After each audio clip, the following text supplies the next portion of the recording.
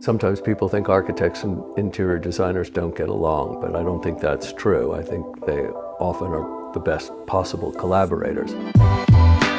My name is David Kleinberg. I'm a decorator based in New York City. My name's Tom Kligerman. I'm an architect in New York City. How did I meet Tom? It's like a dating question. You know, it's hard for me to remember a time I didn't know Tom in a way, because I certainly knew of Tom's work. I got into architecture very early on. So I went to Columbia, and luckily for me, my undergraduate professor was Robert A.M. Stern. He was a very tough teacher, but I learned a lot. And then when I graduated from architecture school, I went to work for Bob Stern. He's an extraordinary human being and a great architect, and I learned a ton from him about history, about not being afraid to copy something from history, because it may start as a copy, but it morphs into your own work. What makes it modern rather than traditional? So I got that great blend of modern and traditional working there. I was intimidated about being an architect. I found I was particularly interested in interiors. When I graduated college, I went to work for a small design firm, and I stayed there very happily for about 5 years, and then I moved on to a very well-known firm called Parrish Hadley, which is quite well known for interior decoration. And I stayed 16 years until I opened my own firm in 1997.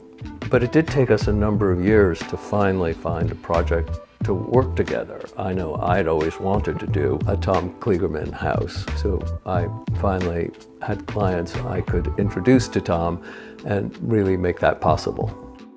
The clients, they said, you know, we don't think we want to hire a world-famous architect for this because we don't think it's a project of that scope and scale, and that's not what we want to build or who we are. I ignored what they said, and I introduced them to a world-famous architect in Tom Kligerman, and I said, you're going to Google him, and you're going to look up all the books he's published and all the work he's done, and you're going to be intimidated. I said, but you're going to call him up, and you're going to go and meet him, and you're going to love him because he's the nicest guy, and you're going to have a great time, and we're going to have super fun building this house. And that's exactly what happened. They hired us to design a scheme. I thought, how do I do something that kind of gets an edge? I hired a woman in Los Angeles to create the scent of a lake. And then I recorded the site here. I put my iPhone out there for 2 hours and just recorded the sound. Before the clients came into the room, I had bought a little Bose speaker, and I put on very low a recording of the site, the birds and the splashing of the water. And then I took out my little bottle and I spritzed the air with lake scent. The woods. And he suddenly says, do you hear birds? I don't know if that's why we got the job, but I think it may have helped.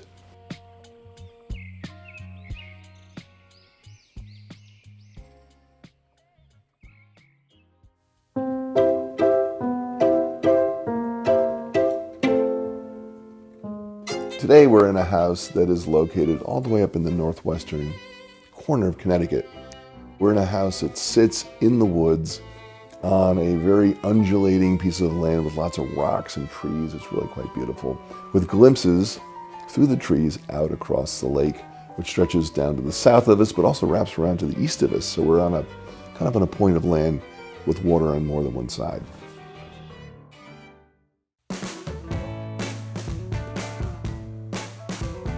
One of the things we knew was that the lake does not want white houses. They want the houses to recede into the woodlands. So when you're on a boat, you don't disturb the sort of natural beauty of being on the water. So it had to be dark. My initial idea was to paint it a barn red, a deep New England barn red. Then we talked, I think, about blue or something. And finally, just being on the site and seeing all the trees, we thought, you know, this should be the color of bark, basically. I always thought this house should be dark, so I just sort of let it cycle through the red and blue phases. Sat quietly until it landed on this almost black. Yeah. The red is there as a punch. It really says, look at me. It's a Dutch door, but it really is, it's the bullseye saying, come in here.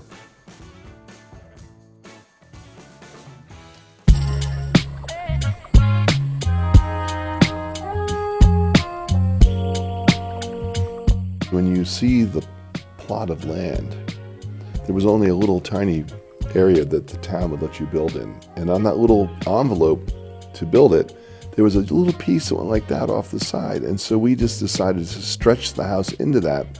And that became literally an arm that welcomes you. The entry hall is probably the most unusual room in the house.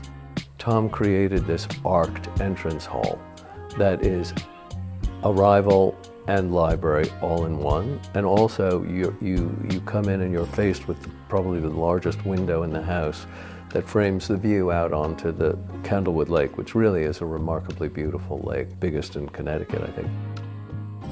You still want an arrival hall to have, all the things it's supposed to have. A place for you to sit down and maybe take your boots off, a place to put your, mail down on, or your package you walk in the house with.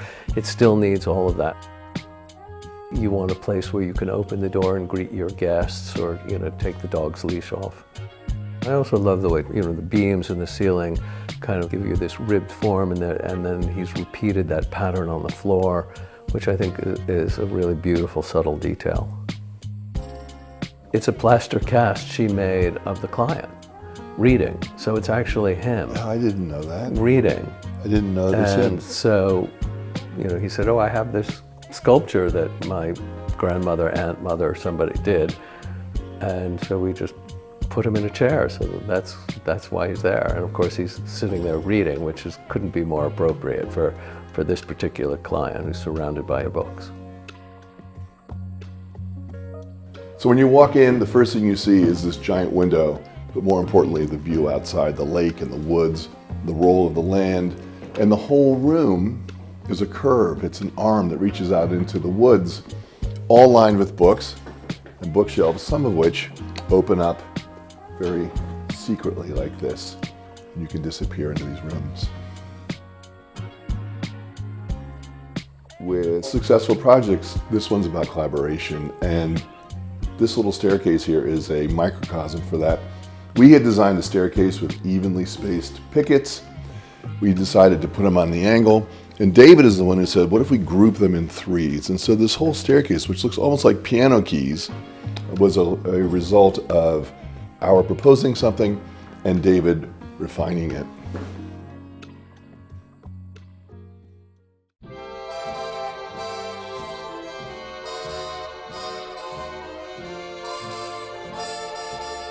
It really is a multi-purpose room.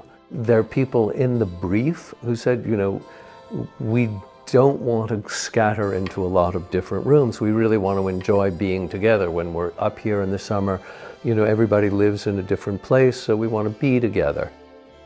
It's a New England house, which typically has very small windows, but here they go literally from floor to the ceiling. In fact, I gave David 2 inches to put his curtain rod up. He had to hang the curtain rod off the ceiling because there was no wall to put them on. But they are very tall. I think the ceiling here is 10 feet. They're 10 feet tall, as are the doors to the rest of the house. At the far end, between us and the screen porch, is what's called, I think it's a nano wall. It's a wall that completely opens up. So this room really becomes living room, dining, game table, and screen porch. As I said, you can do almost anything in this room. A lot of people can.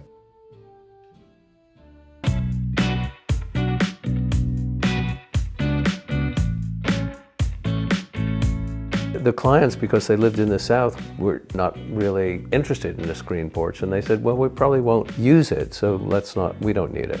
I was flabbergasted. Living on the most beautiful lake in Connecticut, how do you not want a screen porch? And it gets buggy up here. If I kick and scream and carry on about something, they'll say, well, we should pay attention, which they did. And so the screen porch became very much a heart of the house. I also grew up with the screen porch.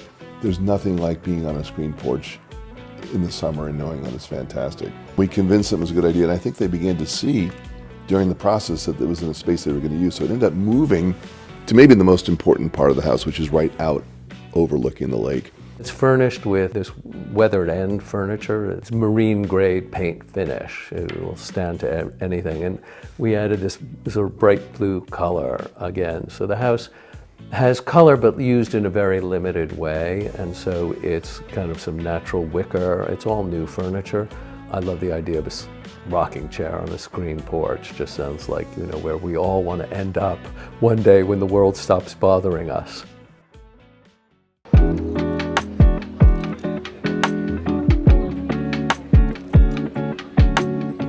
So here we are in the upstairs guest rooms. We call this the red room because, of course, you can see it's saturated in red. So sort of instead of putting the color on the walls, we put the color on the trim, which kind of refers back to the way colonial houses often were painted with white walls and the color on the woodwork and trim. And so this is a kind of deep turkey red. It's a kind of very brown red color. Painting the trim kind of draws your eye to the architecture. This house actually really enjoys tall ceilings in all the rooms, and it's just sort of like outlining the drawing of the room.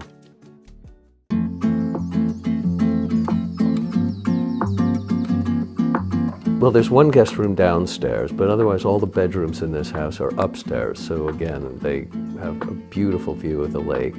And as Tom said, they all have these great overscaled windows, so they're flooded with light. The bedroom is the same size as the others. It may even be smaller than a couple of the other bedrooms.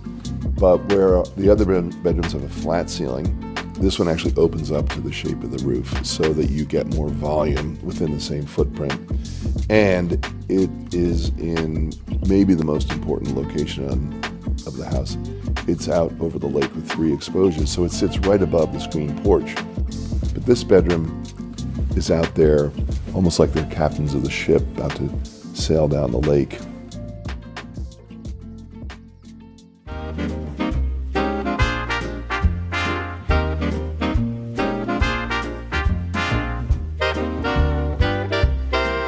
One of the things that makes a primary suite primary is usually it has 2 sinks, it has a tub and a shower, and we got all of that in what's otherwise a relatively modest primary suite.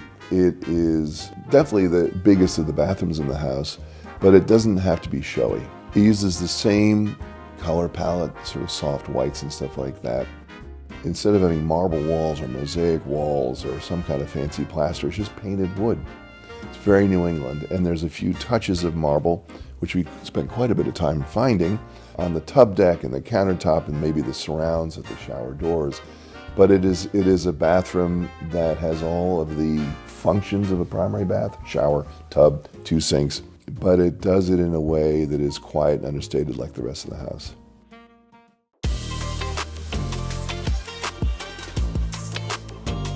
So one of the nicest things about this house is the sauna. We don't often get a chance to build them, but this one has a view. Most saunas don't have a window like this overlooking a lake. Not only that, if you walk outside, there's a glass door into it so that even when the sauna is not being used, you have a view of the lake.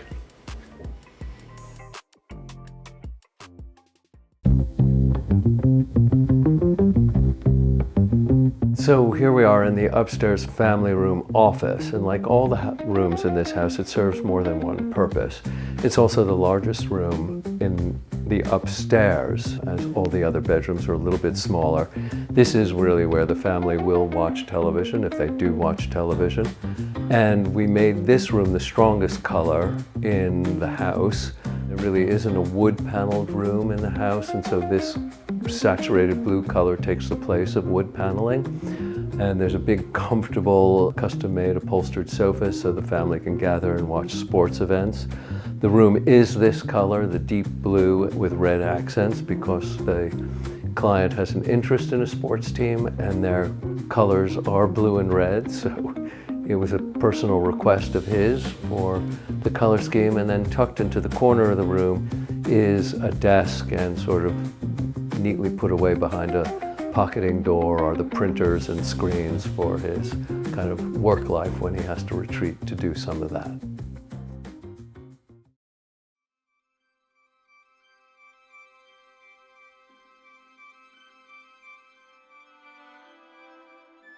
This project started, I think, in 2019.